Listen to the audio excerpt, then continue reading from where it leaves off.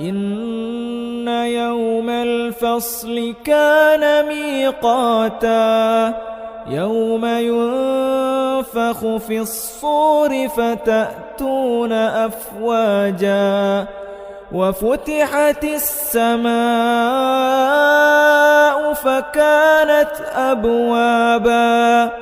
وسيرت الجبال فكانت سرابا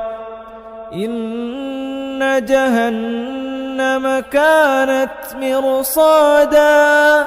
للطاغين مآبا لابثين فيها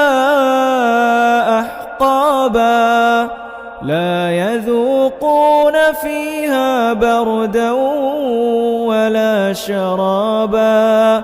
إلا حميما وغساقا